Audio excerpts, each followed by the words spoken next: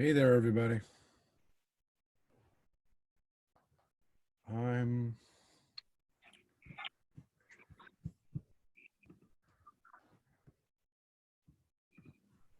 dun, dun.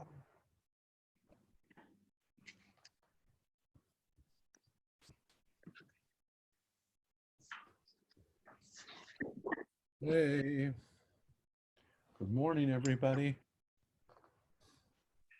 Good morning. Hey. Hello. It's a better hat this week, Rabbi. Why's that? Last week you had your twins hat on.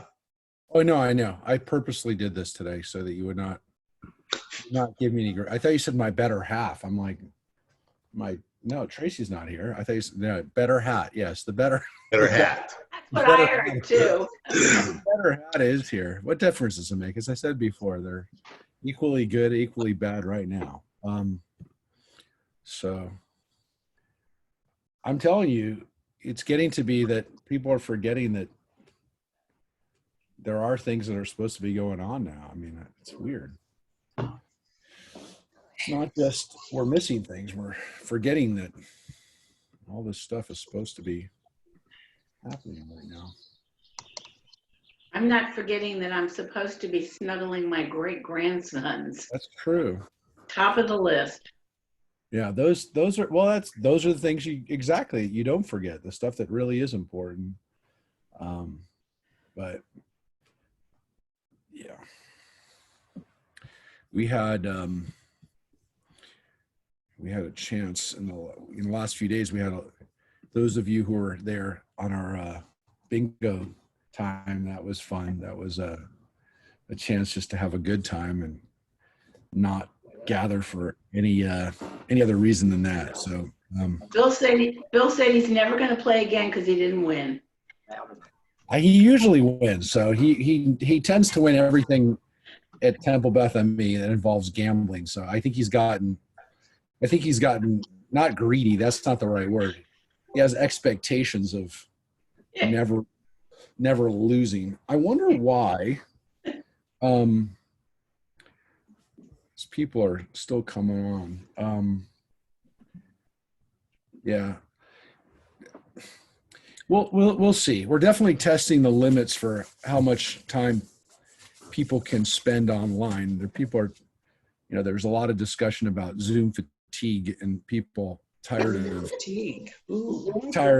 of being online, that it's tiring. People say that it's more tiring than other human interaction because Oh, I disagree. I mean, my good friend passed away, my cousin's mother, and we've been spending every night doing, having an online menu net. It's great to be able to visit with some of the people you haven't seen in a long time.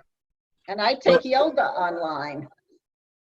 It's more stressful Zooming because I think what we're all learning, just as my own personal, notice, is that we have to learn not to interrupt each other because it doesn't work on Zoom. Yeah. So there's that, but it's not just that. It's also, it's harder to pick up nonverbal cues. Mm-hmm. That's what people are saying is that it's tiring because it's not just the interruption issue, but not having people there, you don't pick up on the nonverbal cues. So people are it's stressing them to try to figure out what's actually happening. So I don't know. Rabbi? Yeah. Rabbi, I'm going to be leaving early because I have something from 10 to 12 from one temple and an art class at 10:30 and your class at 9. I don't know how I can do everything. I'm more busy now than I was before. So you're over programmed, Diane. Listen, I think that's really good. And you're enjoying it? You're enjoying all the stuff you're doing? I'm enjoying. Get a second computer.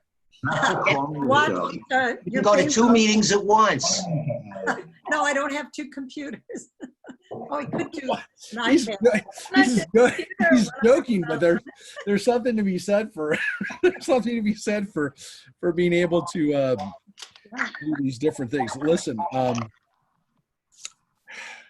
I don't know what to tell you how we're adjusting to this, but it is really great having people like Diane and the Schwartzes. And, you know, yesterday we had a chance to, well, I mean, I had a chance to see I got to see Daniel Levine, who's also moved ways in Texas.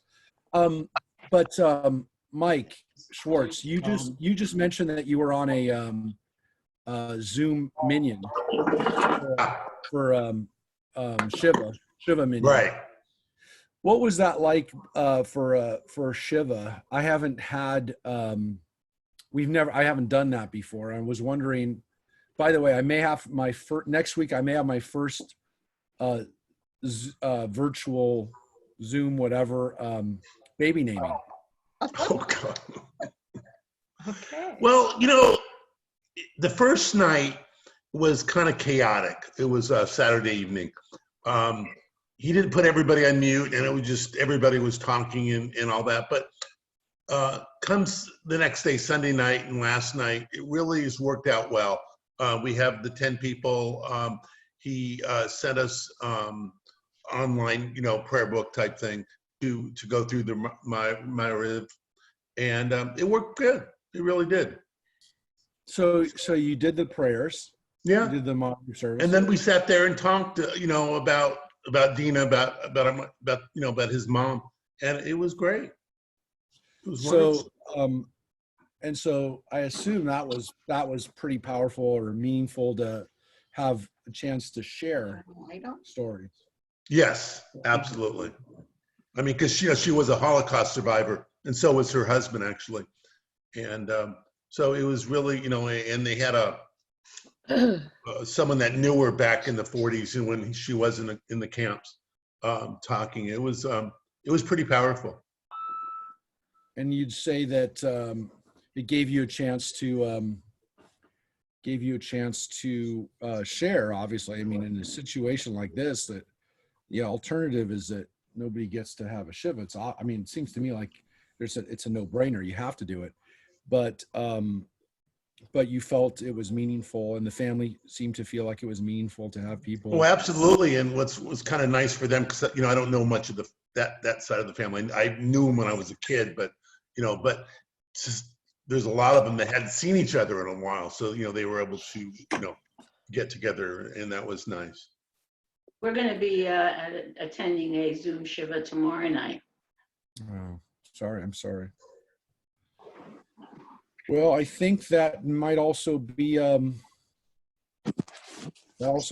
something that we have to adapt to in the future in general, because we oftentimes have people who can't come out for a funeral, and the question is really how to do a hybrid, you know, how to do a service. What was nice, Rabbi, was that they had family members from New York that obviously, even if Good Time couldn't come out, and they actually had one person from Israel, a family member. You know, it was the middle of the night because they have a lot of family back there, but he joined us from Israel. Yeah, so that's what I'm saying is I think that this is almost going to have to be something that we do in the future. But the problem is, again, how do you do it with a hybrid? You know, how do you do it that's partly live and also partly bringing in people from other places? So that's the challenge. I mean, I don't have an answer for it. I don't know who has an answer for it, but that to me is going to be where the challenge will be. How do we get people? Well, you know, when I was working for Blue Cross, we would have, you know, I worked from home, but we would have meetings where there were people in the conference room, and you know, it wasn't face to face like this, it wasn't Zoom, but it was you know, a meeting, and you know, we were able to discuss things. It really worked out well with the speakerphone, you know, in the conference room. Yeah, I just don't know if it's I don't know how people are going to look. We know that it breaks up right now for us, for most of us, it breaks up the flow to be in both that kind of teleconference space and also live space at the same time. Maybe we'll adjust to it, and maybe there'll be better technology that'll make it more seamless. That, you know, people will be there as a hologram or something. Who knows? But I think that this is a challenge. Coming out of this, it's going to be a challenge to try to figure out how to keep people, that are, how do we keep people connected? Because as you know, we talked about this a few weeks ago when we first started. We had been testing out the Zoom audio. At least we had the Schwartzes on and Jeff Stein on for the last couple of months, actually. Going back maybe a month before this all went down, we were trying it. We were experimenting with it, but we were only doing it on audio. And so we'll see. We're not gonna not do it, but the question of how to do it effectively and how to,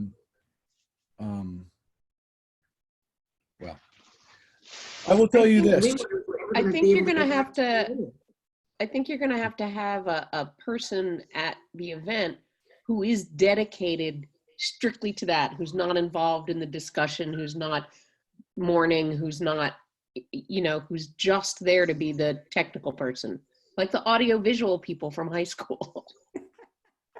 Yeah, that might be the case. But I do think we're going to have to have an upgrade in the integration technology so that people do feel that they're not looking at us just at a screen over at a screen. In my limited capacity, I can't figure this out, but somebody will, hopefully.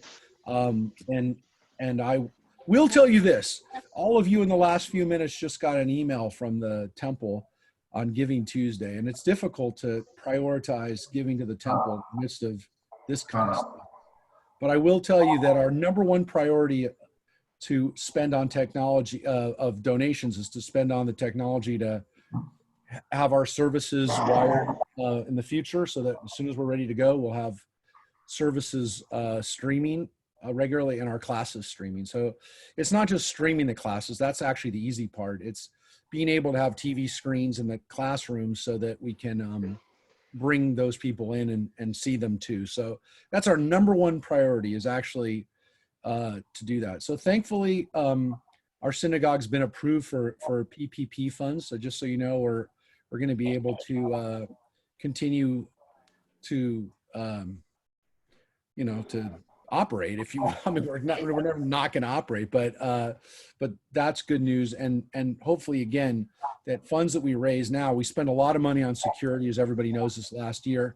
I'm really hoping that now that we've got that taken care of for the most part, that we can focus on technology to do this. We wanted to do it anyways. It had nothing to do with what's going on now. We were trying to figure out how to wire our synagogue with cameras so that we could not have intrusive video presence, and how to get better audio into the synagogue so that we could do this. So this was something we were going to do anyways. This just made it the number one priority, and so that is our goal, is to take the whatever funds we raise and to use them, and I'm sure we will. So I have no doubt that with the help of our congregation, this will be done.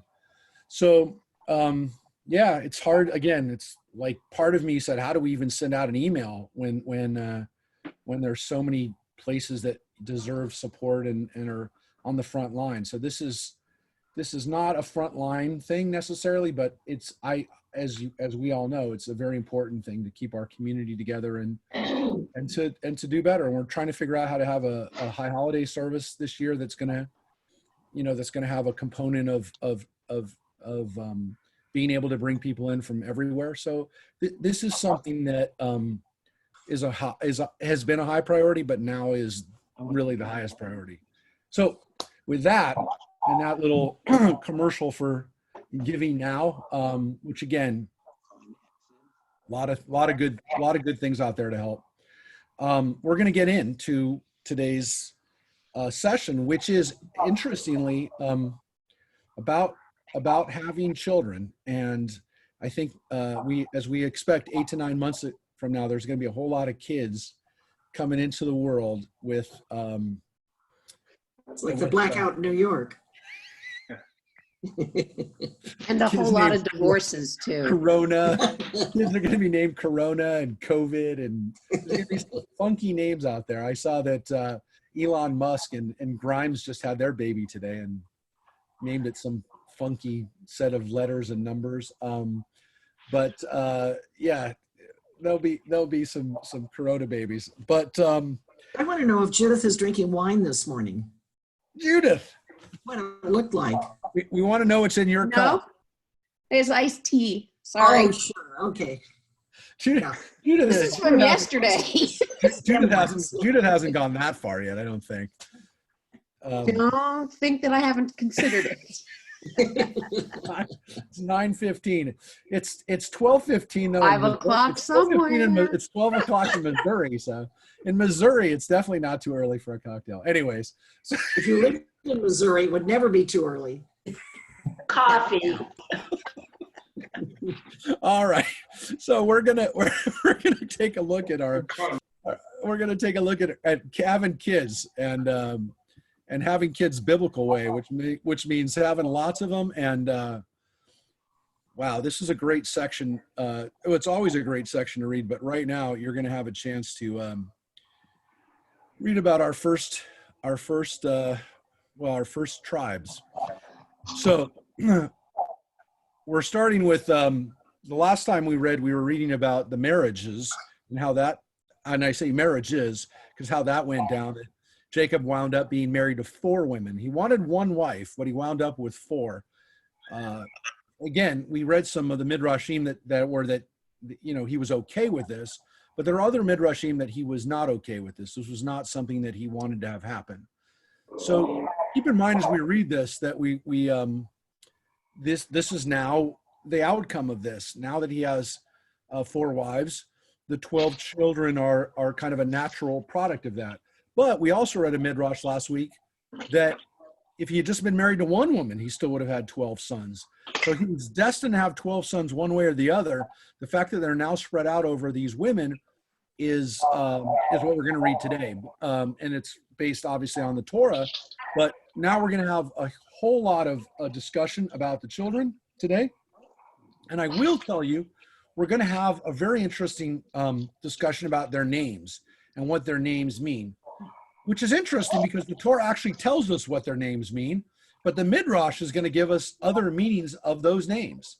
So even though we do have an answer in the Torah, the Midrash didn't have to give us an answer. Midrash decides to give us an answer too. They want to give us, the rabbis want to give us more about the names. So that's a big emphasis in what we're going to read today about the sons. And so we'll take a look at the Torah. We'll go back and forth at the Torah. Francine Van Scoik just texted me, are we going to have services at COC so we can have everybody 6 feet apart? Believe me, we thought about how to do that. I just want to say, because it is on my mind like all the time right now, what we're going to do for high holidays. I want to say this right now, in all seriousness, we can't do an hour and a half service outside, no matter what. That isn't on the table. We can't have people sit outside for, I don't know how you could have them sit outside at COC for very long in September. You can't put a tent over it because then you defeat the purpose of having outside. So doing it outside is obviously what you want to do. You can't do it for very long if you do it outside. And I know everyone would be crushed if services were only 45 minutes, but I don't even know you can do 45. I will tell you, we're thinking of every possibility, including Reverend Lynn, you'll appreciate this, doing it at a drive-in theater. So we're thinking of doing that. Unfortunately, the nearest drive-in theater is like 40 miles away, but that Does would that be mean really I only need to get to buy say- new pajamas for the holidays? It is on our thought, Francine and everybody else. We are looking at alternatives of what we would do. But man, oh man, that everything is being considered. So hold it 1 second. Marcia Davis just said we're not on Facebook, and she is right. Thank you, Marcia. We're about to. She hasn't missed anything yet. So Let me get this going. Sorry. Too much happening here. Ooh. Hold it. Let's see. Okay, hold it. I'm going to have to try this one more time. I'm glad that she noticed that we were not doing our Facebook share yet, because we have been doing it. We missed one class. We didn't share it because of my missing that. So let me get it out just before we start. So we're in Genesis chapter 29 is the where the Midrash is basing it on, the children, and I called it today all Jacob's children. That is the title of today's class discussion. So, alrighty. Rosemary, would you like to read, or is... Okay, I will read. There's something like on the right hand of my screen that's obscuring. That's better. Thank you. Hold it one second. I want to just make, okay, go for it. We're on, she called her firstborn Ruvain. Actually, because the last line that we read last time was, for those who weren't here, whenever one of his wives had a son, there was also a daughter that came out. And this was a strange midrash, but it also begs the question, where did Jacob's children get wives from? And the answer is from sisters. Their half sisters, if you will. All right, so not that we wanted to know that, but the midrash answered a question. And so now we're going to read about the firstborn son, Reuven. She called her firstborn son Reuven, which means see the normal man, for he was neither big nor little, neither dark nor fair, but exactly normal. In calling her oldest child Reuven, see the son, Leah indicated his future character. Behold the difference, the name implied, between my firstborn son and the firstborn son of my father-in-law Esau, sold his birthright to Esau sold his birthright to Jacob of his own free will, and yet he hated him. As for my firstborn son, although his birthright was taken from him without his consent and given to Joseph, it was nevertheless he who rescued Joseph from the hands of his brethren. Wow. Okay, so here's a weird premonition, foreshadow, whatever, explanation for why Reuben is named Reuben, is that he's saying that, like, my brother Esau was not a good guy, lost his birthright, and was not okay with it. Reuven is going to lose his birthright to Joseph, and he's going to be okay with it. Not only is he going to be okay with it, Reuven was one of the brothers, like Judah, who tried to intervene and save Joseph.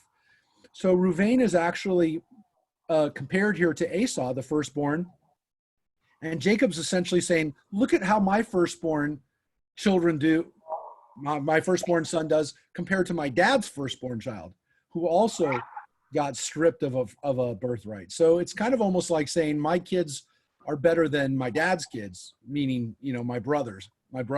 So it's an interesting take on this. It's also interesting because that's not what the Torah says Reuven means. Reuven is actually explained in the Torah. When Leah first gives a son, the Torah says in 29:32, Leah conceived and bore a son and named him Reuven, for she declared, it means the Lord has seen my affliction. It also means now my husband will love me. So that's what the Torah says the name is. They went a completely different direction in the Midrash. They didn't make it about the competition between Leah and Rachel. They made it about the brothers. So the Midrash gives a whole different explanation for why the name is there. And not only one explanation, two explanations, which is interesting because the Torah gives two explanations for why Reuven is named Reuven. There you go. So the Midrash in some cases doesn't just answer questions that haven't been answered adequately by the Torah. Sometimes it just gives completely different lessons. So in this case, they went to a lesson about that allows us to bash Esau a little bit more. So here we go. The next son. Leah called her second son Shimeon. Yonder is sin. For one of his descendants was that Zimri, who was guilty of vile trespasses with the daughters of Moab. Yeah. So what are they talking about here? Another part later in the Torah, in this case, a story from Numbers, where, yeah, and this is the story that happens just after the story of Balak and Balaam, where Zimri, who's of the tribe of Shimon, commits a sexual transgression with a Midianite woman, and in the story, is a pretty famous story in Numbers, Pinchas, Aaron's grandson, stabs the two of them while they are, what's the fancy way of saying this? Copulating. That's not the fancy way. There's an even fancier way of saying it. In phylacto, right? Something like that. Isn't that the oh, whatever. There's some Latin, Close. some term for that in Latin. Anyways, it's In a pretty, flagrante. in flagrante. Yeah, there you go. F-L-A. Yeah, in flagrante. Yeah, that's the way they say it in Latin. Yeah, it's a pretty powerful scene. So Shimon has a bad descendant, like long time later, and the rabbis want to bring that into the lesson. Again, they're connecting it to later parts of Jewish history. The Torah, again, the Torah gives a completely different reason for why he's named Shimon. The Torah tells us why these kids are named. The names mean something, which is good because a lot of us have these names. Shimon, Levi, Ruvain, these are names that we still use 3,500 years later. So for Shimon, it says she conceived and bore a son again and said, "This is because the Lord heard that I was unloved and has given me this one also." Shimon, God has heard. Like the word Shema, God has heard and has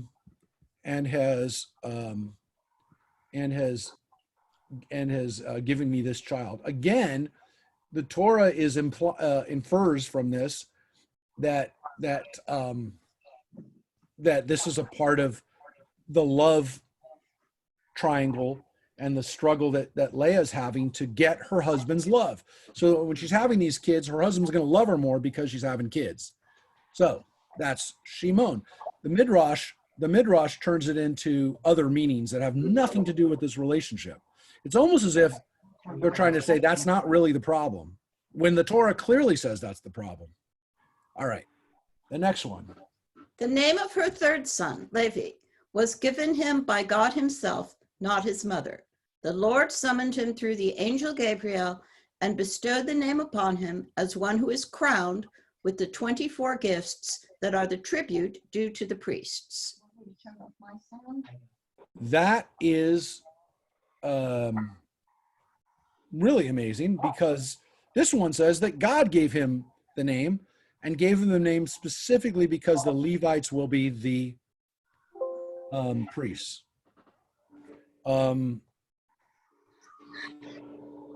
Again, the Torah gives us a completely different answer.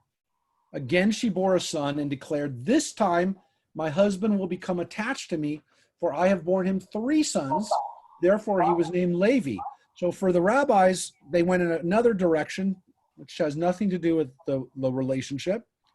Levi, according to the Torah, means attached. And so after the 3rd time, she's saying, well, maybe this will make my husband love me. The Torah is giving a really powerful romantic and kind of tragic love story through the children, and the Midrash won't go there. Now we get, so Levi are the Levites, important, right, for Jewish history. Now the 4th son. At the birth of her 4th son, Leah returned thanks to God for a special reason. She knew that Jacob would beget 12 sons, and if they were distributed equally among his 4 wives, each would bear 3. But now it appeared that she had one more than her due share, and she called him Yehuda, thanks unto God. She was thus the first since the creation of the world to give thanks to God, and her example was followed by David and Daniel, the descendants of her son Judah. Okay, so let's pause right there. So this is the first time that the name that the Torah gives us is also the same explanation that the Midrash gives us. They're the same. Yehuda means I will praise God, praise to God. Yehuda, Hoda to Yud He Vav He. That's what the name Judah means. This is the first time that the names mean the same thing, but it's a slightly different meaning here. Here it goes back to the Midrash goes to the it goes to the war between the wives, the arms race between the wives. It says that Leah at this point does the math, and of course she has to know that Jacob's only supposed to have 12 sons, and she does the math and says, now I'm good because the majority of Jacob's kids will be mine. And so, number one, it means that she understands that she understands that how many kids that Jacob is supposed to have, right? Which this isn't the first time we've heard that, but she knows this. But the Midrash does something really, really important here, because even though they're telling us this weird kind of rationale that she knows that she's now going to have the plurality of the children, she thanks God. And the rabbis point out that's unusual, because actually the patriarchs and the matriarchs up until this time, they haven't really been praising God. You'd think they would be praising God all the time. According to what the Midrash just told us, she's the first one that just gets up and starts thanking God for things. It's really weird. But like if somebody ever asks you, according to the Midrash, who's the first person that thanks God, it's Leah. So when you think about the roles of the matriarchs and patriarchs in the Bible, and more importantly, then how the rabbis reinterpreted it, Leah really gets quite a special distinction here, in that she thanks God. And thanking and praising God is something that seems to be unusual, and seems to be something that also sets her apart from other people in the Bible, and that and sets her descendants up as different from other people in the Bible. And what do David and Daniel do? They write songs and prayers of praise, thanking God. So this act of appreciation, of gratitude, is something that's unique to Leah, her descendants, and I guess you could say to us. But in the Torah, other people thank God. Yes or no? Well, here's the thing. Does it actually say they thanked God? The answer to that would be not really. Now, it could be that it's just different. There was just no link. It didn't actually use the word hoda'ah. It didn't use that phrase. But it's an interesting question, because when you go back over Moses' life, for example, who has the most interaction with God, much more than any of the patriarchs. When we go back to those kinds of people, do they really thank God? And do they actually use that phrase? And the answer is no, they don't. The rabbis didn't make that up. They don't thank God. And so the rabbis point out this is a special behavior, and this is something that Leah is given credit for, which again, I don't know how you explain this to people unless they've read the Torah. And again, you've read the Torah a lot, Judith, and you still, don't really think about the fact that people don't actually say, thank you, God. Maybe it's because some of them didn't really feel like they needed to thank God, or maybe Moses really didn't think that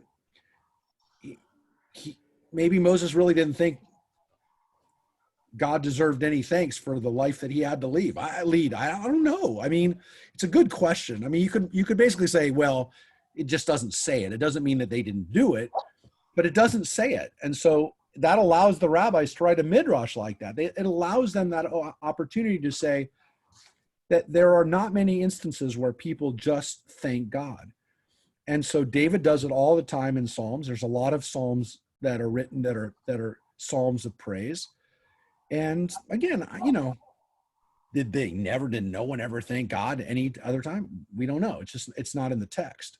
So weren't sacrifices, when they made a sacrifice, Oh, yeah. wasn't that, but they don't use, is that not considered? In Leviticus we have offerings of thanks. We have specifically, it says offerings of thanks. But I think you could say that there's a difference between offering God a sacrifice of thanks and actually composing to God a prayer of thanks, and to actually engage not in thanks because it's prescribed and said, look, every time we pray, every time we say the Amidah, we have a prayer of the Hoda'ah, which is the Modim, the prayer that says we thank you, God. So we do that every time we pray. We're thanking God, but we're also thanking God with somebody else's writing. We're doing it as an exercise, as a discipline. There's something different that I think the rabbis are saying here, which is that Leah actually did something consciously, proactively to thank God. Just thank you, God. And that doesn't happen a lot.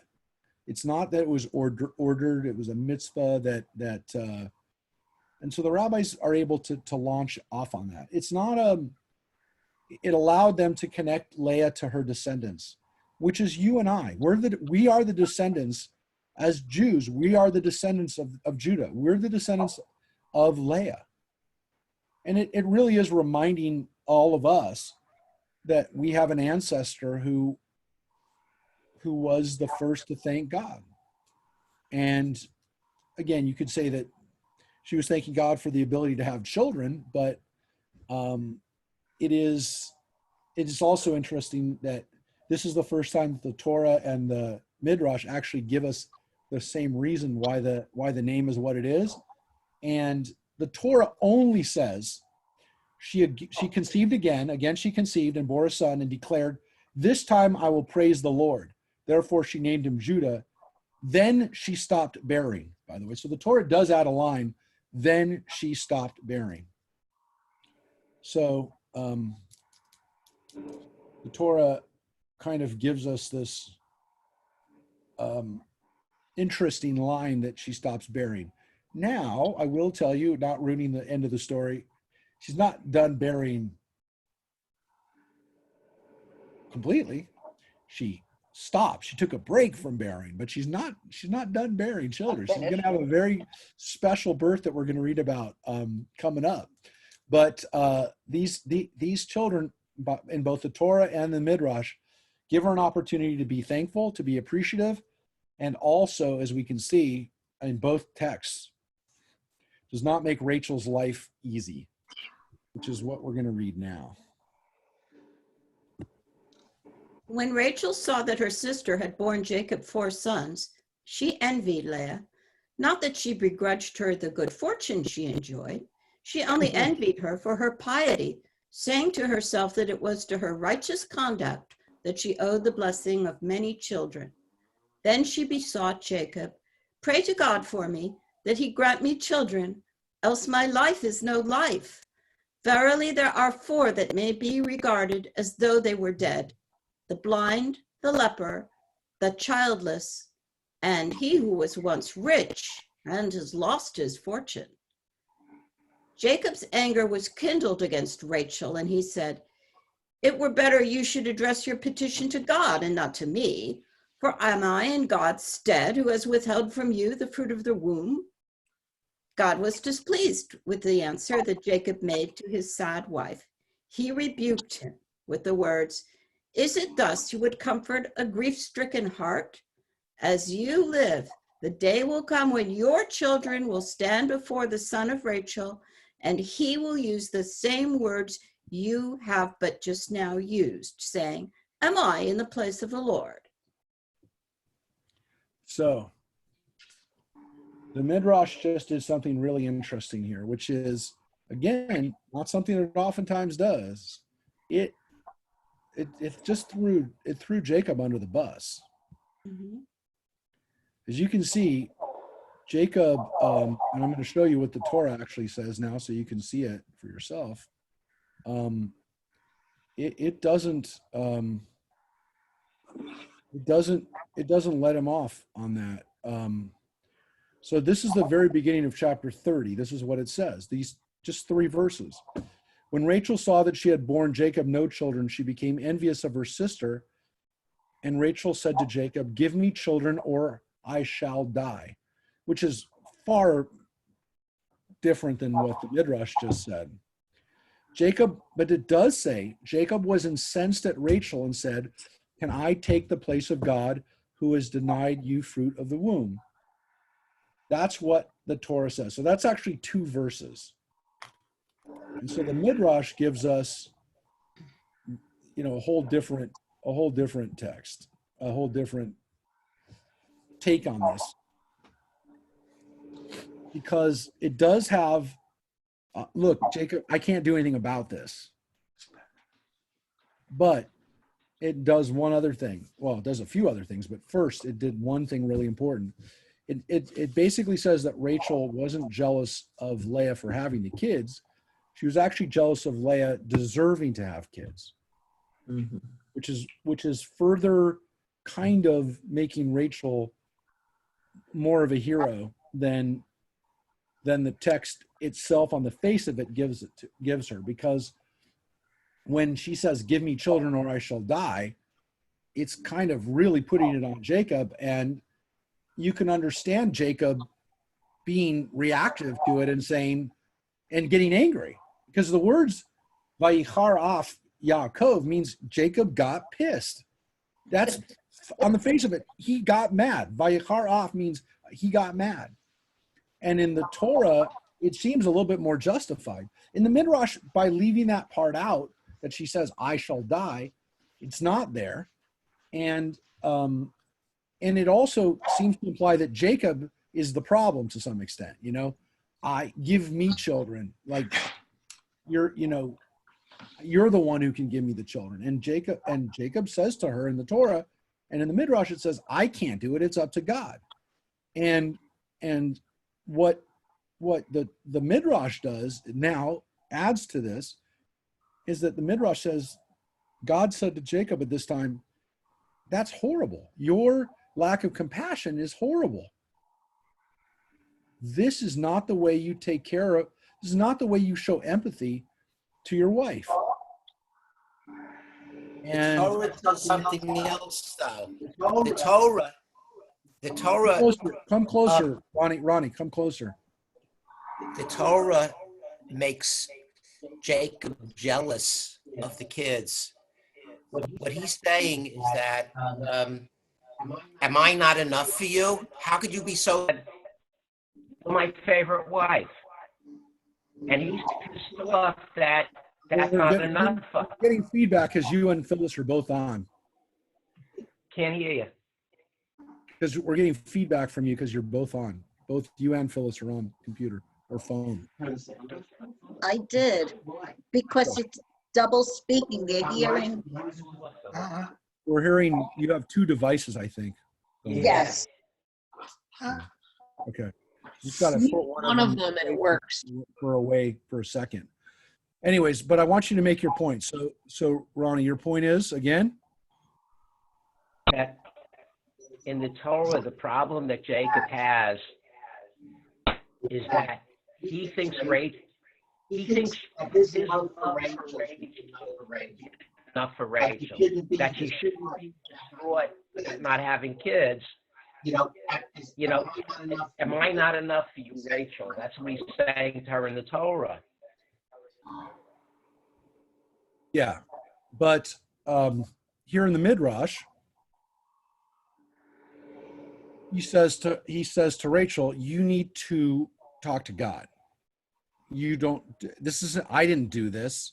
And to some extent you can understand it, because he's saying, look, the problem isn't me. He's basically, this is one of the craziest This is one of the craziest infertility situations you can imagine, because you have two sisters who essentially share the same genetic information. You have one guy who impregnate one woman, and the other woman, the sister, can't get pregnant. This is literally a test case on, you could argue, this is God. This is not biology. I mean, we of course know now from genetics and what we know that two sisters could have very different, the way the genes roll out, she could have completely different, even if they're twins, different abilities to physiologically to have children. But the Midrash is basically saying here, and the Torah kind of sets it up, this is a test case on children being a gift from God. And so Jacob just lays it out to her and says, it's clearly not me. Talk to God. And the interesting thing is in this Midrashic dialogue, God says to Jacob, how dare you put it on me? You've proven to be not a compassionate person here. And I'm going to make sure that in the future, when your own kids live their own dysfunction, those exact words that you just said to me are going to come back. And that is in the Torah. Can I take the place of God? That exact line, can I take a place of God, is in Joseph's word. It's in the Joseph story. So the rabbis picked up the similar language, the phrase, and they said, look at how these stories are connected. So it required them to have Jacob be in the wrong when he says, really clearly in the wrong. In the Torah, it's not clear that Jacob is as wrong as he looks in the Midrash. I will say that. So the Midrash has to amplify Jacob's lack of compassion and his his inability to do anything. I mean, because it essentially says, Jacob, you could have said something too. So now this is all going to lead up to this important scene, which is, of course, the third verse, when Rachel says, here is my maid Bilhah, consort with her, that she may bear on my knees, and that through her I too may have children. So she gave him Bilhah as a concubine, and Jacob cohabited with her, and Bilhah conceived and bore Jacob a son. And Rachel said, God has vindicated me indeed. He has heeded my plea, therefore she named him Dan. And from this wonderful story, we get a Handmaid's Tale. Nobody said it's a Handmaid's Tale. It's where we get a Handmaid's Tale from, folks. This story and the Hagar story. This is where we get Handmaid's Tale stuff. So, it all sets this up. So let's get back to the story, though. We're not actually not done with the Midrash story. Rachel also made reply to Jacob, saying, did not your father too entreat God for your mother with earnest words, beseeching him to remove her barrenness? Jacob, it is true, but Isaac had no children, and I have several. Rachel, remember your grandfather Abraham. You cannot deny that he had children when he supplicated God on behalf of Sarah. Jacob, would you do for me what Sarah did for my grandfather? Rachel, pray what did she? Jacob, she herself brought a rival into her house.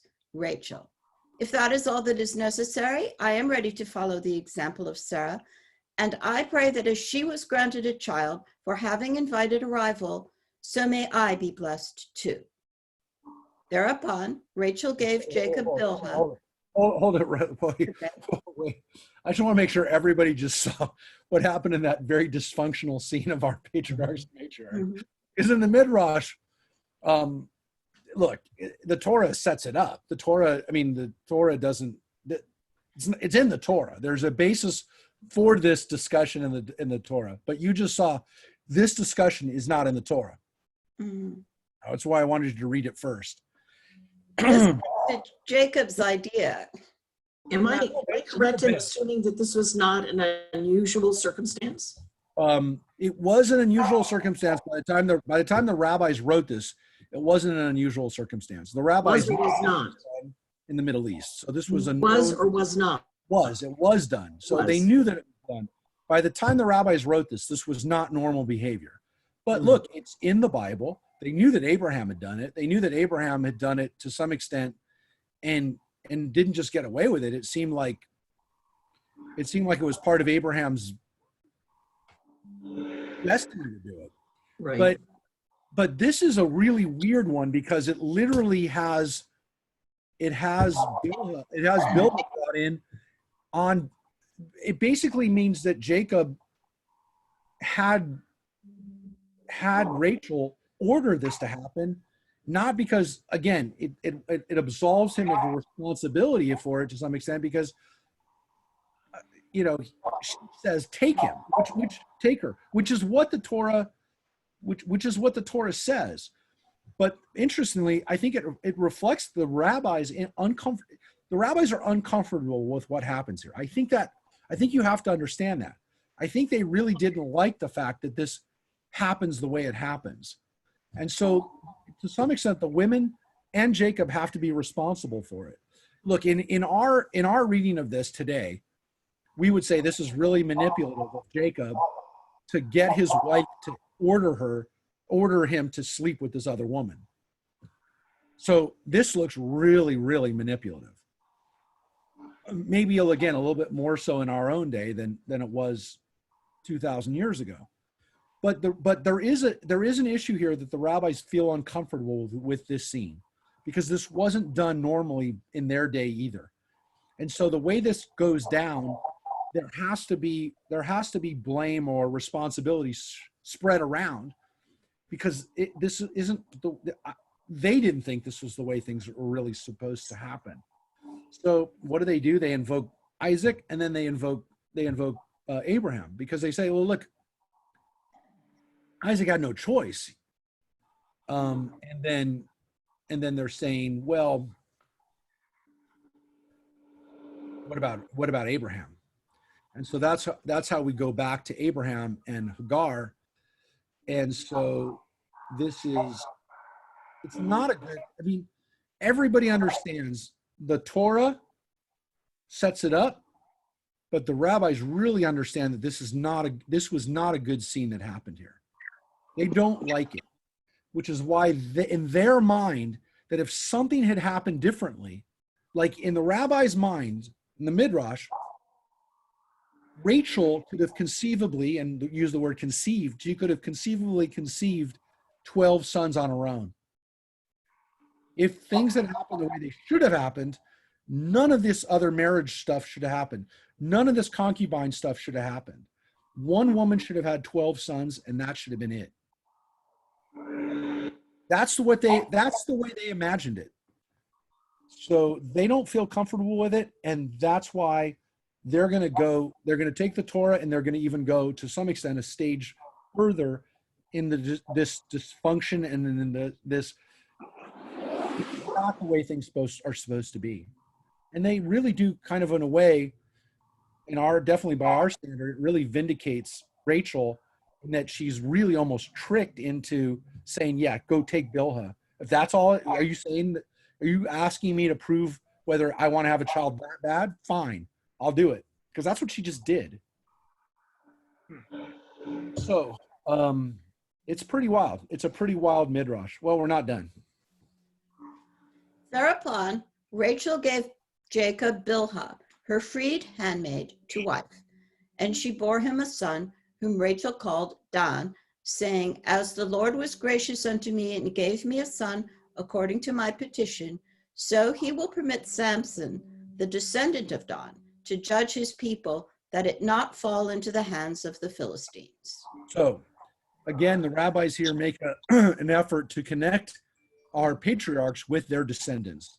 And we don't know a lot about the tribe of Dan. We don't have a lot of information about the tribes, especially the 10 lost tribes, of which Dan is one of those tribes. But we do know that Dan has a very interesting descendant, Samson, who's from the tribe of Dan. And Samson does judge his people, which is the origin or the root of the name Don is judge, to judge. So the Torah and the Midrash both give the same understanding, which is it is from God hearing my plea and judging my plea. That's in the Torah. Rachel names the son. Rachel's son through her handmaid is named Don. It's her son. And again, Samson, we know, will judge the people. He's going to be a interesting, problematic character, to say the least, in the Bible. He is in the book of Judges, and he does some very questionable things in his role as a judge. But and again, we don't know a lot about the tribe of Dan, but we know about Samson, and so the rabbis just were able to connect in their explanation Samson back to this incident.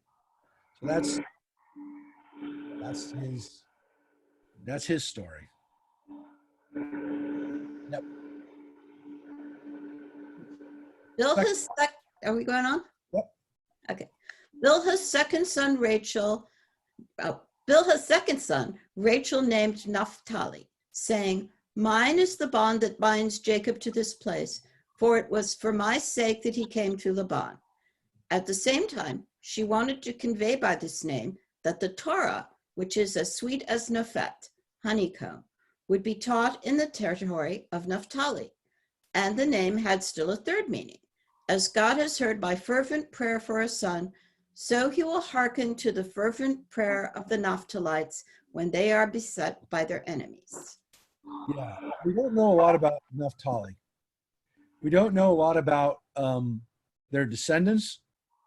And one of those tribes that, like, even, the Midrash doesn't have a whole lot. He's one of those. All I can tell you is that if you have that character in Joseph in the Technicolor Dreamcoat, you're not getting a lot of lines. You're basically in the car if you're Naphtali. So it's a tough tribe for them to bring in other texts from, because he's just not in the Torah. He's not later on in the Bible that much. The Bible only says about this name that a fateful contest I waged with my sister, and I have prevailed. So it is it's a play on the word niftalti. I waged a contest, niftal, and so it's a play on that in the Torah. And the rabbis are not real. They don't have a lot to. They don't really have a lot to go on from that name, and so they give us some other possible origins and connections to the name Naphtali, but again, not really to anything you could say later on, other than the tribe of Naphtali is going to be very, is going to be an area that is going to be set by its enemies, and that it's connected to later on struggles of the tribe of Naphtali when it's part of the the areas that are going to be attacked. So again, there's not a lot about Naphtali in the Torah or in the Midrash, but the birth of these two sons, Don and Naphtali, which again, if you ever have a crossword puzzle looking for the sons of Bilhah or a son of Bilhah, you got Don and Naphtali. There, you've got your two sons of Bilhah. It's rarely Naphtali.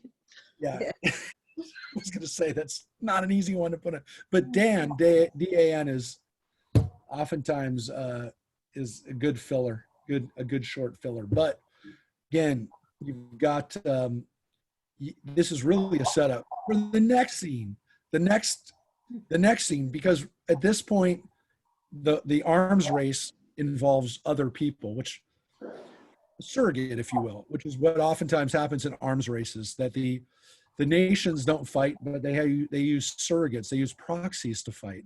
So Bilhah and Zilpah are going to be pawns in this game, if you will. So here's what happens, and this is in the Torah. Leah, seeing that she had left bearing, while Bilhah, her sister's handmaid, bore Jacob 2 sons, concluded that it was Jacob's destiny to have 4 wives, her sister and herself, and their half-sisters, Bilhah and Zilpah. So let's pause right there. Again, if you weren't here last week, we do read in the Midrash that Bilhah and Zilpah are 2 half-sisters of Leah and Rachel, that they were sisters of a concubine, and they're twin sisters themselves. So again, not exactly what we want to hear, but that each one of the 2 sisters got to have a half-sister as a maid. So I don't know why this is a good thing, but there's a reason for it, folks. The rabbis don't like the fact that Bilhah and Zilpah might not be from Abraham's people. So as twisted and as weird, as kind of troubling as it would be that Bilhah and Zilpah are also daughters of Laban, the rabbis would prefer that over them being just random slaves that Jacob has children with, which on the face of it seems to be the more obvious practical answer. They're actually sisters too. Huh? Okay. You can talk. Yeah, Tom. Therefore, she also gave him her handmaid to wife. Zilpah was the youngest of the 4 women. It was the custom of that time to give the older daughter the older handmaid and the younger daughter the younger handmaid as their dowry when they got married. Now, in order to make Jacob believe that his wife was the younger daughter he had served for, Laban had given Leah the younger handmaid as her marriage portion. This Zilpah was so young that her body betrayed no outward signs of pregnancy, and nothing was known of her condition until her son was born. Yeah, that's pretty. I don't know what else to say other than that's just really, really, really not great to hear. Leah called the boy Gad, which means fortune, or it may mean the cutter. For from Gad was descended the prophet Elijah, who brings good fortune to Israel, and he also cuts down the heathen world. Leah had other reasons too for choosing this name of double meaning.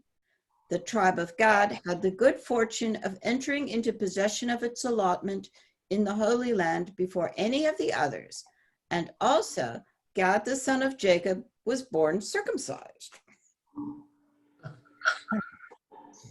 Wow. That's a whole lot to take in. Again, we don't know a lot about God. We don't know a lot about his child. We don't know a lot about his descendants and the name means, on the face of it, it means good luck. It means fortune or good luck. Interestingly, and again, people have a hard time with the name God because it sounds like God. You're right. Right. It's not. It's a whole. God is not a Hebrew word for God. You have to say it like you're from the East Coast. Gad. Like Josh Gad. It was not a. Well, that's not a good way of saying it. It was a fairly. At certain times, it was a more common. It was a more common Hebrew name. It's become a more common name in Israel, in modern day Israel. So it's strange, when people say God, it sounds weird. Like you go, hey, it's God, but it was.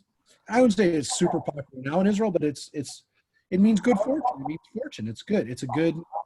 It's a nice name. Here's the weird thing. In the ancient Near East, there was a god named God. he was like Nike. He was the god of fortune, of good luck, and in the ancient Near East. So there actually was a god named God, but it was not connected. The words are not connected, but it is strange that the name was attached to a deity of fortune in the ancient Near East, which also is strange that you'd have a patriarch that carried that name, but it's not completely unbelievable. But so Silpa, this crazy midrash that she is so young that you wouldn't even know that. I don't even want to say it again, but so the but the idea that she is going to that she's going to have a child and now give Leah essentially another descendant is something that Leah's happy about. And so, this is a strange, again, a strange explanation for why we have, the,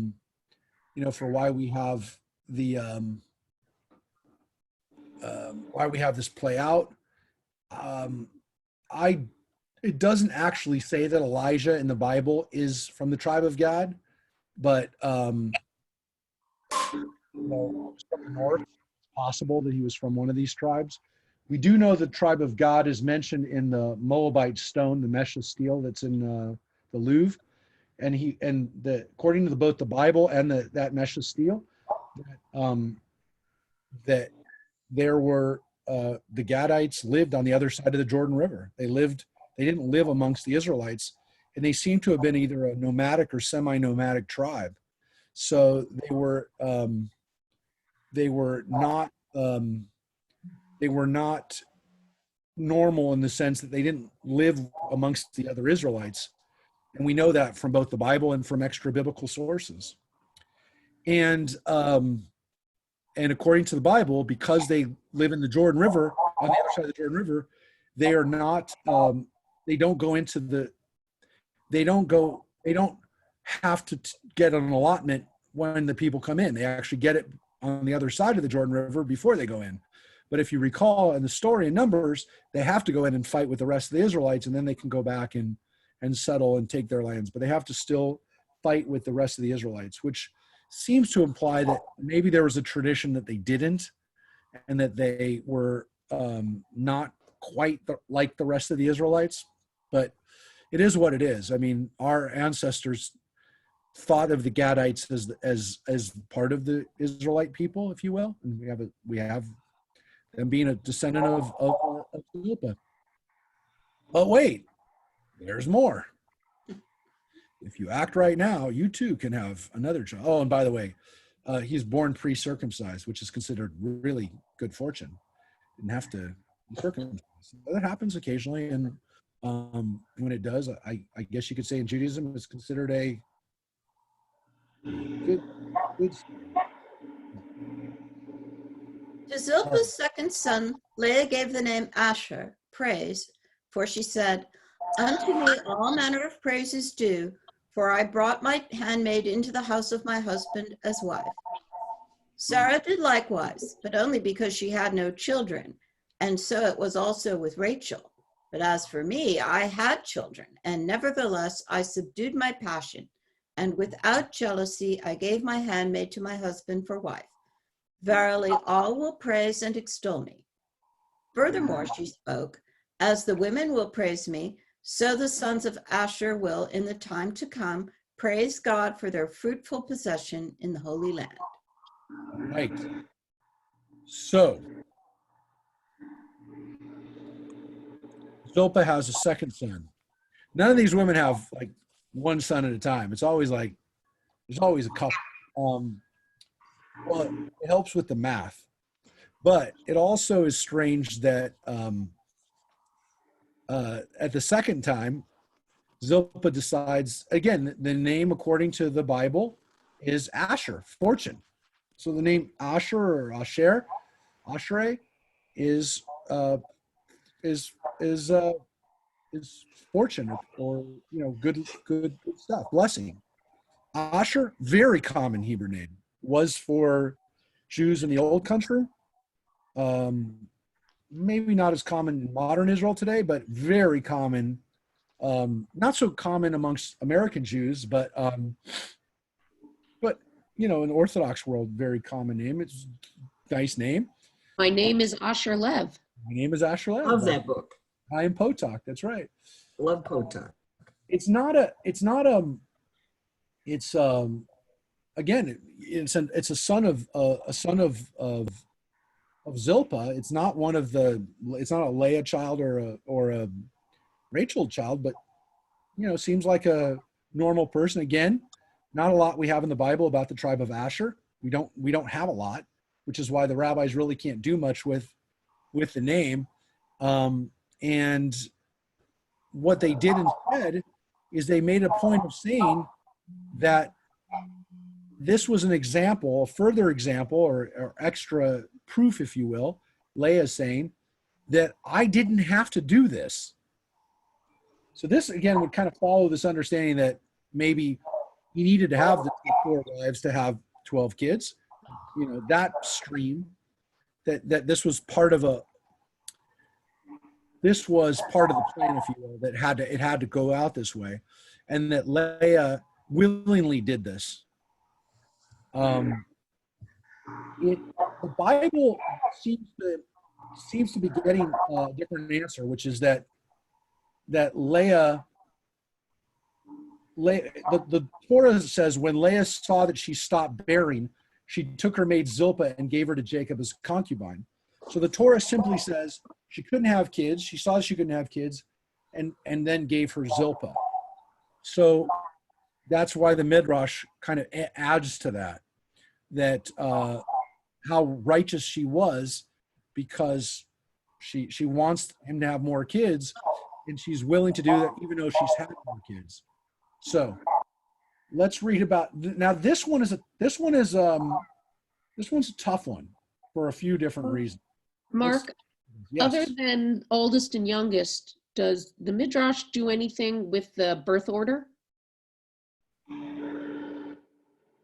What do you mean? You know, who's Leah's oldest, who's Bilhah's oldest, who's Zilpah's oldest, or their order in 12 as far as age? How are the 12 counted? By wives or in order of birth?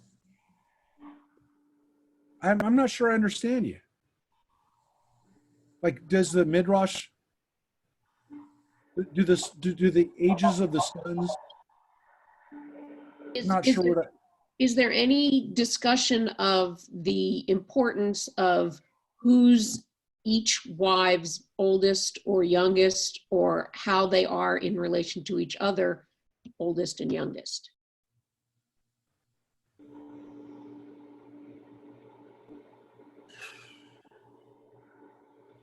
Well, there are midrashim that seem to imply that the 4 oldest sons, the original first 4, the first crew, the Reuben through Judah, there are midrashim that have them kind of as a block, but not a lot. I wouldn't say it's a big theme, but there does seem to be this idea that those 4 oldest sons were much different than the rest of the sons that came later.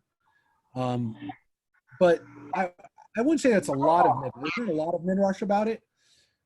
There's more midrash about the wives, the fact of who comes out of which woman, if you will.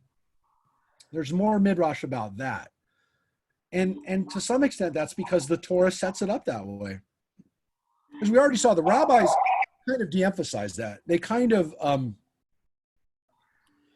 went in a slightly different direction with this right away. They started naming the kids for different reasons, and I think there's less emphasis on the order, on the birth order. Maybe you could say it's because the birth order, as we know, doesn't really mean anything. I mean, birth order is almost always meant to be upended. the way the Torah sets it up, every time you think that the birth order means something, it don't mean anything. The younger child winds up being the one in charge. So I think the Midrash has less of a need to do that because the Torah is essentially doing it. The Torah upends that understanding right away. So I don't think birth order is as big of an issue. There are some, but there's not a lot. I'm thinking of the few places that they do it, and it's more of their grouping than it is anything else. It's not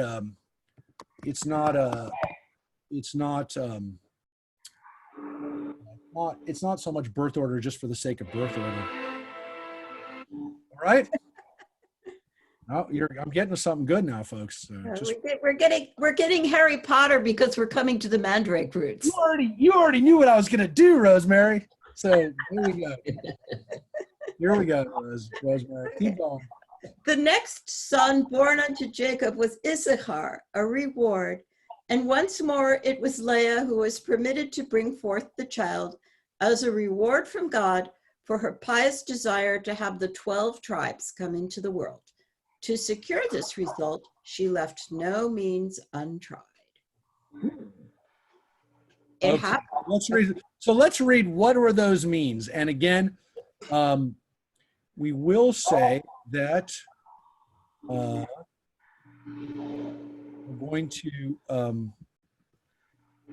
going to show what we're talking about here from the Torah.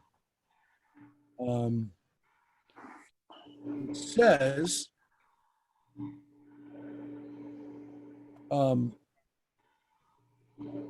let's read what the Torah says first. Once at the time of the wheat harvest, Reuben came upon some mandrakes in the field and brought them to his mother Leah. Rachel said to Leah, "Please give me some of your son's mandrakes," but said to her, "Was it not enough for you to take away my husband, that you shall also take my son's mandrakes?" Rachel replied, "I promise he shall lie with you tonight in return for your son's mandrakes."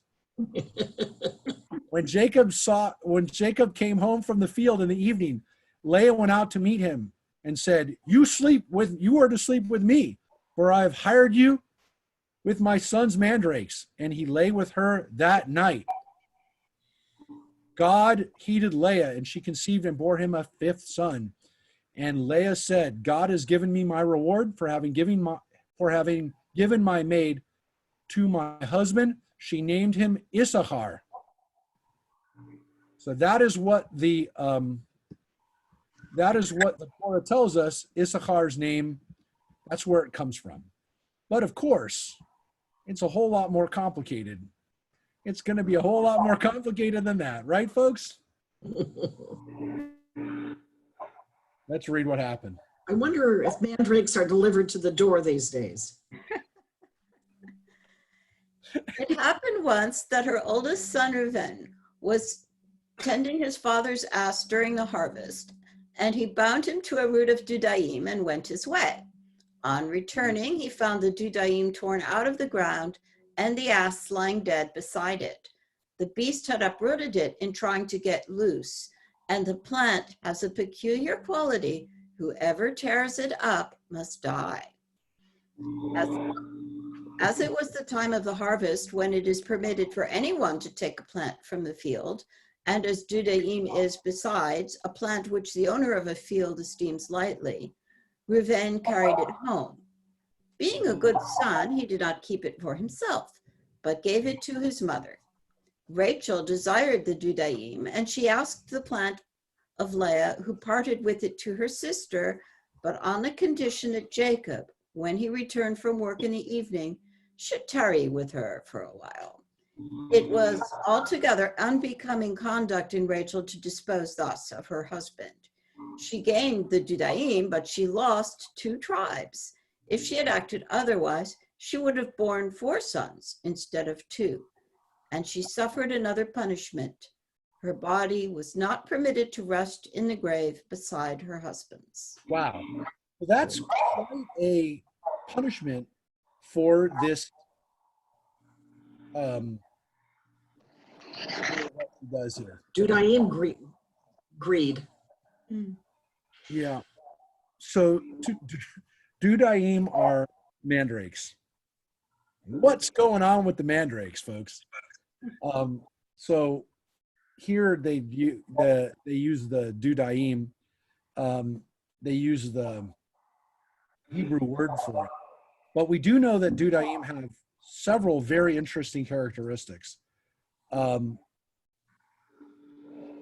of the most one of the strangest being that if you pick them, you die, which is why, as, as Rosemary said, it's very important when we get to this scene. Very important to go to the Harry Potter. So we must go to Harry Potter right now to show you what happens when you pick up your Dudaim. It screams. Time for us. Get ready. Come see this, Don.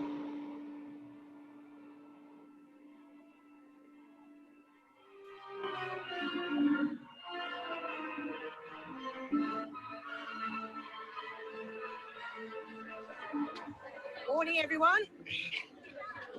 Harry Potter. Welcome to Greenhouse 37 years. And thank you, everyone. Dudaim, whatever the mandrakes, what they are. Who here can tell me the properties of the mandrake root? Yes, Miss Granger. Talking about mandrakes. Mandrake, mandragora, is used to return those who've been petrified to their original state. It's also quite dangerous. The mandrake's cry is fatal to anyone who hears it. Excellent. Now, as our mandrakes are still only seedlings, their cries won't kill you yet, but they could knock you out for several hours, which is why I've given each of you a pair of earmuffs for auditory protection. So could you please put them on right away? Quickly. Grasp your mandrake firmly. You pull it sharply out of the pot.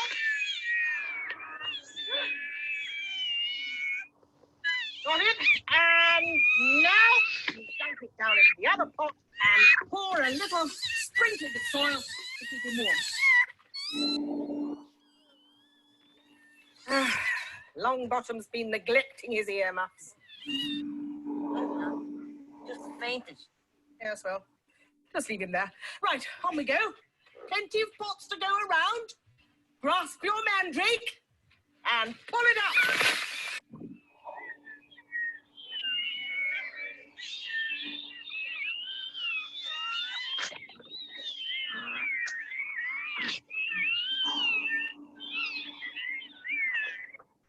All right, folks.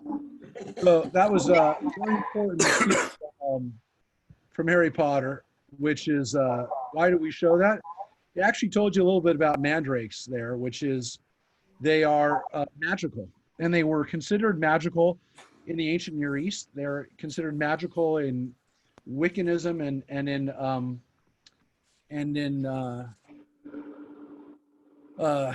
most which kind of continued these traditions. It's a strange looking root. So that's one thing that they kind of one of their interesting properties is I don't know that they look like little people, but you can see the connection here maybe to having fertility properties. More importantly, they have hallucinogenic and narcotic properties. So why were they used in magical rites? Well, because if you ate them or drank them, you could have had some pretty strange visions. They clearly, in this story, actually are an important part of what moves the narrative. The rabbis don't like this scene, and they don't like what Rachel does here in this scene. Really don't like what she does. First of all, it shows that she is trying to approach this problem that she has of her fertility in a kind of a devious way. I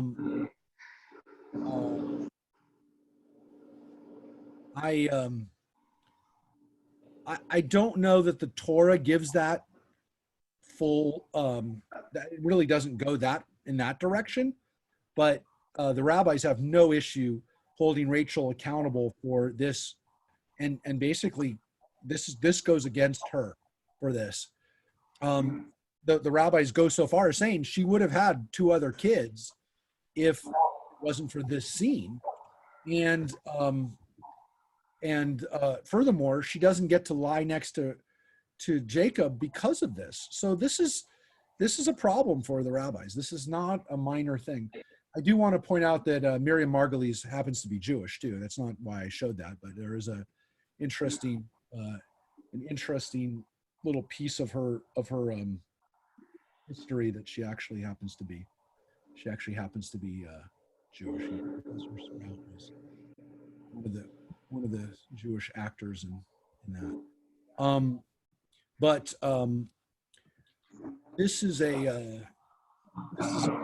gives you some indication that there was a tradition that if you pulled out mandrakes, you could die.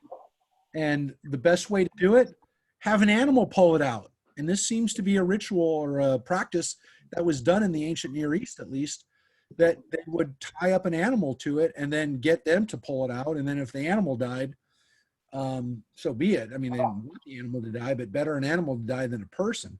So that's the way they would pull out mandrakes, is they would have a person pull it out. We don't have any texts that the mandrakes would shriek when they were pulled out. That's not in our text. Maybe it's No, the shrieking comes from the fact that the mandrake is a hallucinogen. Yeah, we don't have that in our text that was one of the things, but could have been, again, one of the things that people would lay on that. But the poisonous or the dangerous properties of it, no question. Why are our ancestors even messing with mandrakes? They had medicinal properties too, folks. So this could have been, again, used and valuable. They could have been valuable because of their medicinal and maybe, again, even their hallucinogenic properties. But again, you have to be careful with them. So I played that in Rosemary anyway. So there you go. Rosemary, that was a special tribute because we know how much of a Harry Potter fan you are. And let us go back to the Midrash right now. Before we get back to the Midrash, one of the uses of the mandrake is increase interest in sexual activity. Yeah, it doesn't seem to necessarily be interestingly, it doesn't seem to necessarily be, there's no record of it, I looked it up, of it being actually helping somebody be more fertile, like it has fertility properties. But it does increase your chance maybe of getting pregnant because it's an aphrodisiac, has aphrodisiac properties. So I don't know. You got that going for it. But this is part of this strange story, which is in the Torah. The mandrakes are in the Torah. I mean, that's not, that didn't just come from nowhere. Is the screen on there, the Midrash? Yes. Okay, good. Doesn't have a green line around it, but so there. Okay. Jacob came home from the field after night had fallen, for he observed the law obliging a day laborer to work until darkness sets in. And Jacob's zeal in the affairs of Laban was as great in the last 7 years after his marriage as the first 7 when he was serving for the hand of Rachel. When Leah heard the braying of Jacob's ass, she ran to meet her husband, and without giving him time to wash his feet, she insisted upon his turning aside into her tent. At first, Jacob refused to go, but God compelled him to enter, for to God it was known that Leah acted from pure, disinterested motives. Her Dudaim secured 2 sons for her, Issachar, the father of the tribe that devotes itself to the study of the Torah, whence his name, meaning reward, and Zebulun, whose descendants carried on commerce, using their profits to enable their brethren of Issachar to keep at their studies. Leah called this last-born son of hers Zebulun, dwelling place, for she said, "Now will my husband dwell with me, seeing that I have borne him 6 sons, and also The sons of Zebulun will have a goodly dwelling place in the Holy Land. All right. So here we have the explanation for these two sons that are born to Jacob through Leah, which means now Leah is responsible directly for 6 of the 12 tribes. So she is responsible for half the tribes. And Issachar is not a tribe we know, again, a lot about. There is a midrashic and kind of rabbinic tradition that great biblical scholars came from the tribe of Issachar. We don't know. By the time of the rabbis, there was no tribe of Issachar anymore. The tribes had already been exiled, and we really don't know. In the blessing of Jacob, it says Issachar is like a strong ass lying down between two burdens. And so his connection to this ass, to this donkey, is used in a lot of the artwork and the the depictions of Issachar, oftentimes with an ass, with this strong animal, this beast of burden, if you will. So Issachar and Zebulun are twins? It doesn't say that at all in the Torah. The Torah doesn't say that. The Torah says, God has given me God has given me reward, which is what they say the name Issachar means in the Torah. Midrash follows that. And then the next son, Zebulun, the 6th son, it says, the Torah says, God has given me a choice gift. This time my husband will exalt me, for I have borne him 6 sons. So that, again, the name seems to be connected in the Torah to, connected to reward. In the Midrash, it's a little bit different. First of all, they have Issachar connected to the ass in the Midrash. That this is the ass is foreshadowed in Jacob's coming in with his work. It does say in the Torah that Jacob came home from the field in the evening, and so the rabbis play off of that fact that he comes home from work, and Leah went out to meet him. So it's almost like she doesn't even let him get changed, right? She comes right home. He comes home and right away, come on, we're going to sleep. So the rabbis really, as you can see, really do give Leah almost at every opportunity, they give her credit, and they even give her more credit than you'd think. And they really do like Leah. They really do want to recognize how special she was and how everything that she does, even when it seems like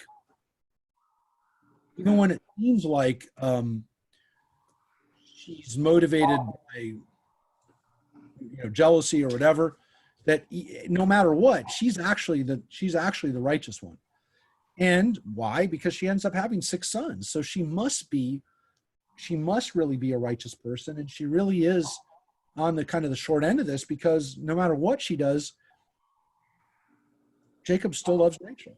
He can't stop loving her no matter what she does, no matter how many kids she has. This is not going to stop. So this story is again part of Genesis chapter 30 is this this birth of Zebulun and Issachar. We don't know a lot about the tribe of Zebulun, other than the fact that according to the Bible, Zebulun's descendants are seafaring tradespeople. They're people that are merchants on the coast, and that they kind of are unique among the Israelites in that they're not so much a agricultural or land-based tribe, that they're actually a sea-based tribe. That's why Zebulun is usually depicted in artwork with ships. And so they go through a whole different kind of line of in the Midrash, in that Zebulun gets to live along the coast, so he has really nice beachfront property, and that's why he gets this. But they also do preserve this kind of weird midrashic connection with the 2 sons here, the 5th and 6th sons of Leah, essentially the 7th and 8th sons of ninth and 10th sons of Jacob. The 5th and 6th sons of Leah directly. 7th and 8th sons that she's had by proxy or by surrogate and by natural birth. That these two tribes work together too. That they're full brothers. They're brothers of the same mother, and they're also brothers of the kind of the same generation, if you will. They're linked together, and they help each other. And that Zebulun earns the money while Issachar studies. So Zebulun does what some brothers do. They provide for the family so the other son can study, which happened in the Jewish community. There are many stories that we have in our family trees of a brother who got to go to school while the other brother went out and worked. And oftentimes it was the older brother who actually worked while the younger brother could go to school. And that happened up until pretty recently. That there would be a brother that, or a child that got the distinction of getting to be the one that went to school. And kind of the obligation or the responsibility of that son, assuming that he was successful, that he became the lawyer or doctor or whatever, he became the professional, that he would take care of that other child later on. It didn't always happen that way, but there was this kind of hope that the child that was able to study and become a success that would kind of help take care of the family. So this was real, and this isn't just a midrashic legend. This was happening pretty recently in our community, at least. So Zebulun earns the money while Issachar gets to study. So, that is the Torah's explanation for why these kids are what they are. The Torah tells us that the next child is a kind of child. It's a female child. Let's read about this female child. Leah bore once more, and this time it was a daughter. A man-child turned into a woman by her prayer. When she conceived for the 7th time, she spake as follows. God promised Jacob 12 sons. I bore him 6, and each of the 2 handmaids has borne him 2.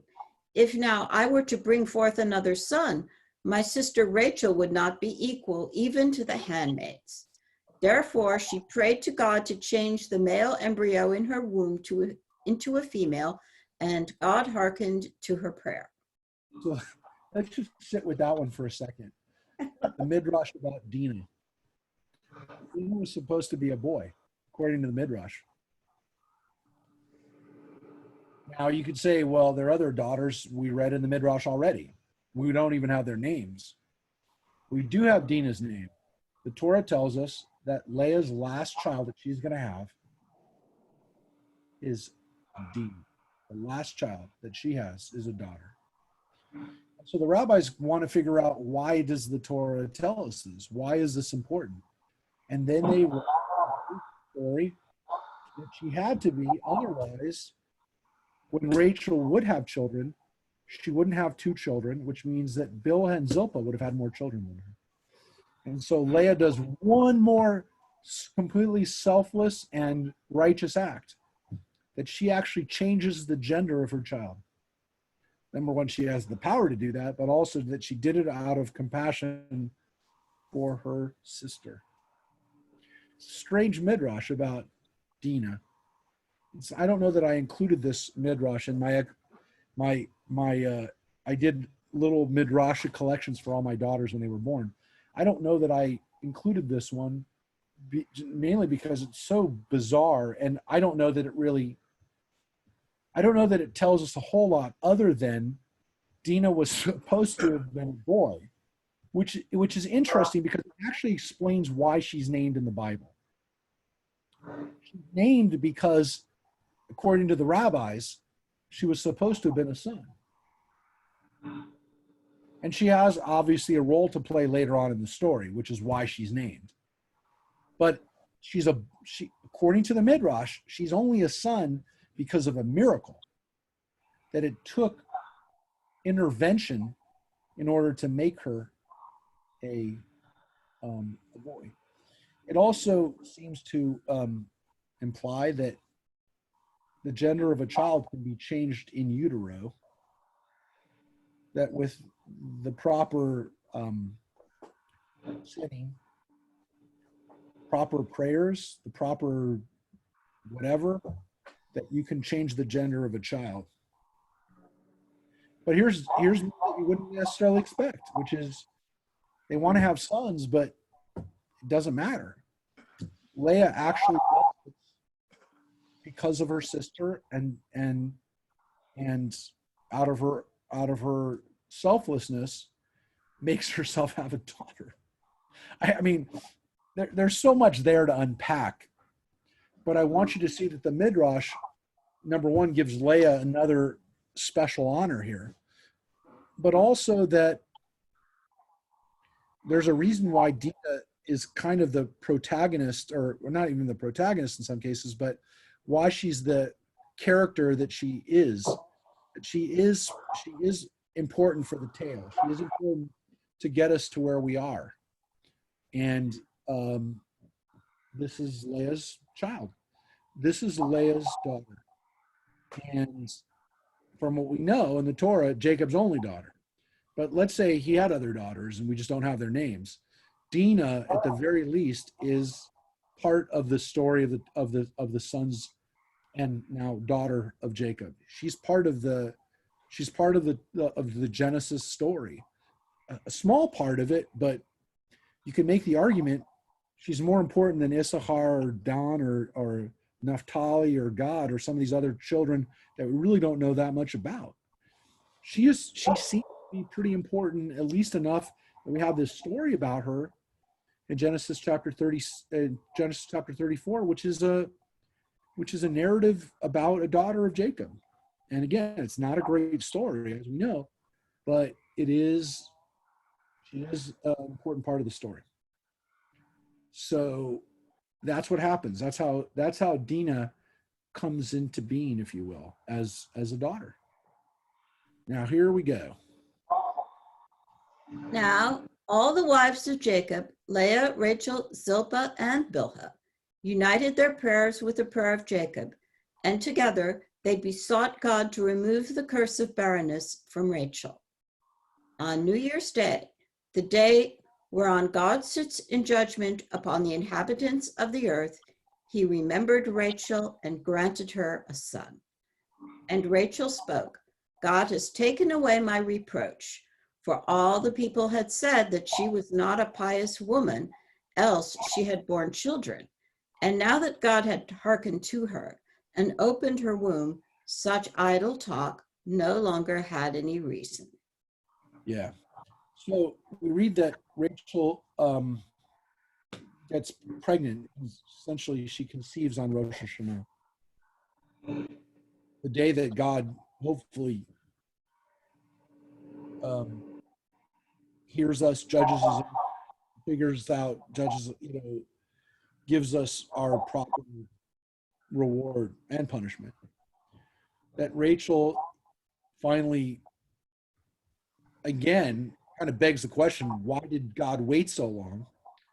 And one of the reasons is that people were talking about Rachel. Well, of course they were talking about Rachel. All the other women are in Jacob's tents are having babies and she's not. But it seems like she has to wait a really, really long time to have a child. This is years and years that have played out before she has a child. Now, how many years has passed? We don't know for sure.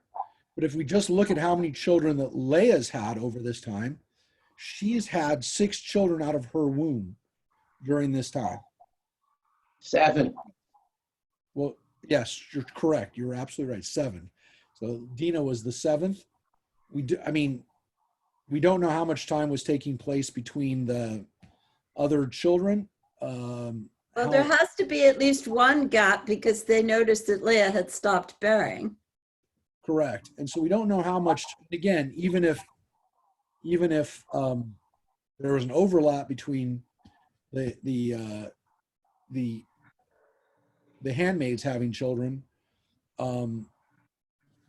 it's got to be minimum at least 10 years, right?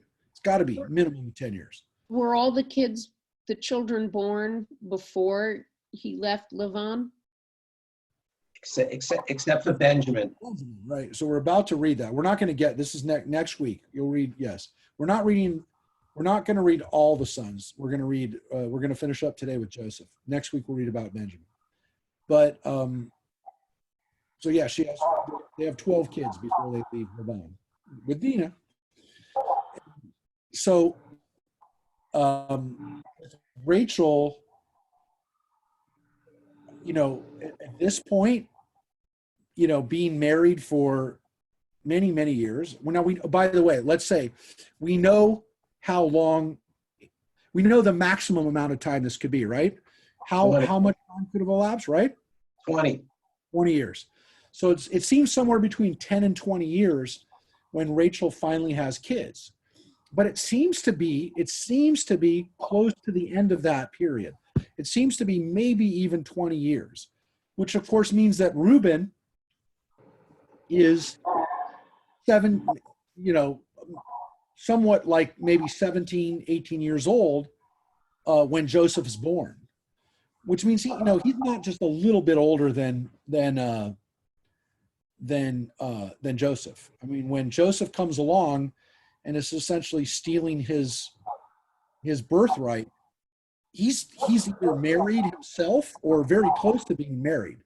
This is not a joke to Reuben and the other brothers, because they're not kids. They're not 5, 6, 7, 8-year-old kids who are jealous of their younger brother.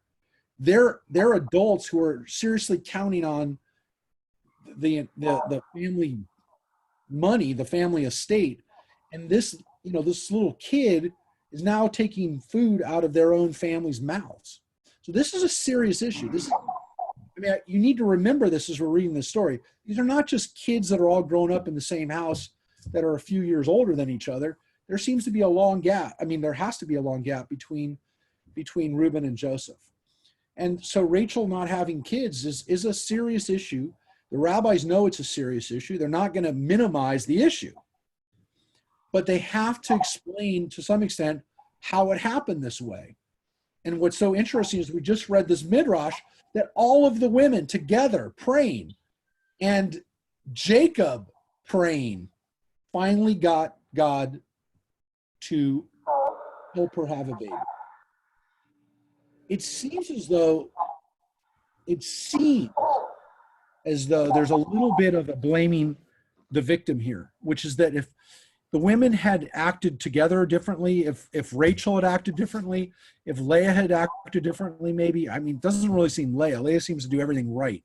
But maybe there was something with Jacob that people not being on the same page led for this to be drawn out longer than it should have been. And there is really this sense that this is not the way it had to have been. We've already read Midrashim, just read today, that Rachel could have had more kids if things had played out differently. There really is this understanding that God is like waiting for people to do what needs to be done in order for them to have kids. It's a miracle, but it requires something on their behalf. I mean, God's just not going to do the miracle. It's like, you got to do something. And so it seems as though when they finally prayed, that it happened. I mean, why not before? And there does seem to be this kind of understanding that when Jacob tells Rachel, you ask God, that nobody does anything. It's like a stalemate. I'm not going to ask you. You ask God. It's your problem. That because they weren't on the same page, this Midrash seems to be telling us that because they weren't on the same page, this woman suffers barrenness for much longer than she needed to. That if Jacob and Rachel together had prayed to God, that things would have been able to be fixed. I mean, it's not a great conclusion that we come to here, but the rabbis are kind of stuck in a little bit of a way, because why is Rachel barren for so long? And again, we know that Sarah is barren. We know that Rebecca is barren. But the problem is that we're descendants of these people. These kids they're going to be our ancestors. They're the ancestors of the 12 tribes. So however it plays out, we know what the outcome was. We know we're the product of this outcome. So is there a midrash on could it be Rachel's punishment for taking her father's idols in the future? Well, there is a midrash we're going to read next week about that, but the punishment isn't that. The punishment is what happens with Benjamin. So we can't go there yet. And the punishment there is a multi-generational punishment, by the way. I love that midrash. I've used that midrash before, especially when talking about Rachel. But that's not yet what happens. We don't have that yet. We don't have a midrash that she gets pre-punished for it. She definitely gets punished once she does it. So to some extent, by the way, the last thing we do need to mention, that idle talk, that this was causing other people to talk badly about Rachel too. That there's a problem here that Rachel is looking like there's, again, it's making her the subject of gossip, and that's not a good thing. So let's read what happens. By bearing a son, she had escaped another disgrace. She had said to herself, Jacob has a mind to return to the land of his birth, and my father will not be able to hinder his daughters who have borne him children from following their husband there with their children. But he will not let me, the childless wife, go too, and he will keep me here and marry me to one of the uncircumcised. She said, therefore, as my son has removed my reproach, so Joshua, his descendant, will roll away a reproach from the Israelites when he circumcises them beyond Jordan. Yep. So here's Rachel. Rachel is rewarded and has to essentially be rewarded, because they're saying that if they leave, she's not going to be able to come with. If she doesn't have a kid, they're not going to be able to go. I mean, she's not going to be able to go. They'll go, and she'll have to be stayed behind, and then she'll be married off to somebody else. Essentially, again, they understand that Jacob won't be able to take her if she doesn't have a kid, and soon. So this is another reason why she's able to have a kid, because she's got to before they leave.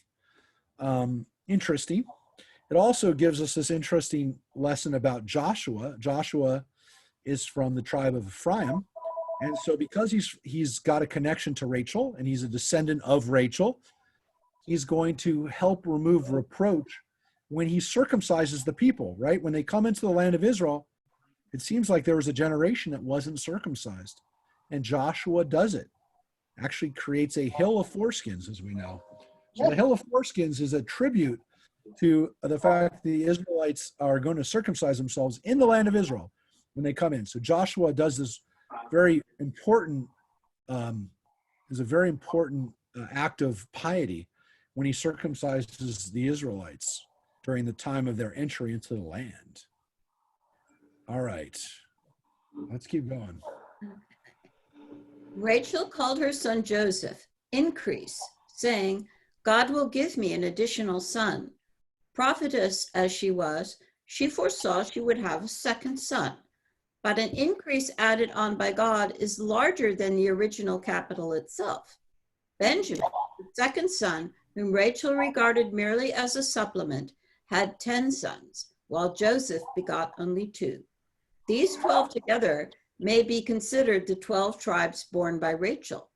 Had Rachel not used the form of expression, the Lord has added to me another son, she herself would have begotten 12 tribes with Jacob. But there we have an interesting midrash, which is that once she had a child, she could have had 12 sons on her own. Still, there would have been even more tribes. There would have been 20, I guess, technically not 24, but there would have been 22 tribes. um, that she would have had, that Jacob would have had. So here's an interesting thing, which is that once she had the child, she was so happy that she didn't really care anymore. And the rabbis fault her for that. They actually fault her for her attitude with having the son. And the fact that she doesn't seem to, and again, we'll read more about it next week. I don't want to get into Benjamin yet, because again, we're going to read about Benjamin's birth. Benjamin, according to the Midrash, and it's a little bit hinted at in the Torah, that Rachel sees him as an addition, not as something special in his own right, which again, the rabbis are going to fault her for. They're going to take her to account for that. First of all, they basically are saying, look how many sons Benjamin had, and look how many sons Joseph had. Interestingly, it's Joseph's sons, Ephraim and Manasseh, that are really, Ephraim becomes a very powerful tribe in his own right, not just because Joshua is from the tribe of Ephraim, but that Ephraim is a rival of Judah, is such a powerful tribe that like the 10 northern tribes are like 9 northern tribes that are like the added on to Ephraim. Ephraim is so powerful that that Ephraim is a rival, almost as a nation, to Judah. So it's interesting that the rabbis kind of play off that dynamic of what happens with the tribes later on. But Benjamin is a very important child on his own. We're going to learn about Benjamin. Technically speaking, folks, you and I are also descendants of the Benjaminites. When we talk about the lost tribes, Benjamin doesn't really get lost. Benjamin is where the city of Jerusalem is, and a lot of us that are walking around also are from the tribe of Benjamin. So keep that in mind. I mean, of the people that survive exile, if you will, we know Mordecai and Esther are from the tribe of Benjamin. The Benjaminites continue. The Benjaminites are a part of the Jewish people, and so this small additional last tribe, the final son, they're significant, and they're significant in the Bible, and they're significant, you could say, to later on, because we're still walking around with some Benjaminite blood in us. It's an interesting way that the rabbis kind of view the sons and what role they'll play later on, and how this plays out with the sons. So we've read about 11 sons.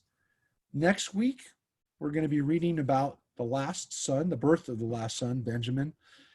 And look, Rachel has a real reason to not necessarily be so excited about Benjamin, because Benjamin kills her. I mean, let's face it, he didn't do it intentionally. He didn't mean to kill her, but he killed her. And so there's a reason why there's a mixed legacy, or a mixed, that Benjamin represents a challenge for it's challenging. You'll see he's got 2 names in the Torah, and he's got an interesting legacy later on in the Bible, and the rabbis have to include him in an interesting way in our story, even till, you could argue, even until today, the Benjaminites. So that's a interesting, and again, it's always interesting to read the story of the Benjaminites in the book of Judges. We read about the tribe of Benjamin and their war. They essentially, the rest of the other tribes go to war against Benjamin. I mean, Benjamin literally has to fend off, and fairly unsuccessfully. I mean, they are successful for a while. They fend off all the other tribes. All the other tribes go to war against Benjamin and almost completely wipe out Benjamin in the story in Judges. So the Benjaminites are an interesting people, and this is an important legacy for what we have to deal with, and what the rabbis will deal with coming up in the weeks that we're going to read in Genesis, and then, as I said, even later on. So again, thank you everybody for joining with us this morning to study Midrash. And we hope you continue to stay healthy and stay sane, safe, positive. And we hope that we'll have some more openings and some more freedoms given to us in the coming days. But no matter what, you're always invited and welcomed, and we'll be glad to see you tomorrow night, Wednesday night, for our Torah study of Kedoshim, of the Holiness Code. We're going to read the words, love your neighbor as yourself.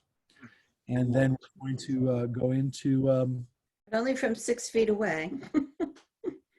Rosemary, make sure you let us know when Pippin arrives. I will do that. I will not be able to come to the Midrash class next week. I've got to go do a webinar. A webinar, wow. Yeah. We'll have a different reader. Hopefully we'll have Judith will be with us, or somebody will be able to read for us. But we will have hopefully some good things to like that to celebrate in the coming days. So we are working hard to keep together as a community, and again, everybody do your part by helping out, by staying healthy, and yeah, I really appreciate again everybody, and you know what's wonderful, and the people that were watching us on Facebook, we had Delecti in Infiligrato was actually added onto our Facebook page. I'm going to keep it there. So I want to thank Carrie Steele for adding that. And I will tell you that, gosh, we haven't seen Carrie in a long time. How about that, Rosemary? Yeah.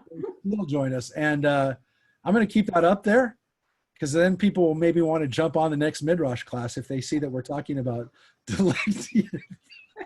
Rabbi, that's backwards. It's en flagrante delicto. Okay, well, there you go. That's how well I did in Latin. So I'm not gonna discuss it with my Latin scholar here at home, my daughter Shira. I don't want those are Latin words that she does not need to know. Anyway, stay safe, everyone. We want to leave you with not words in Latin, but we'll finish with some famous words in Mandarin. Sei gesund. Be healthy, everybody. Bye-bye.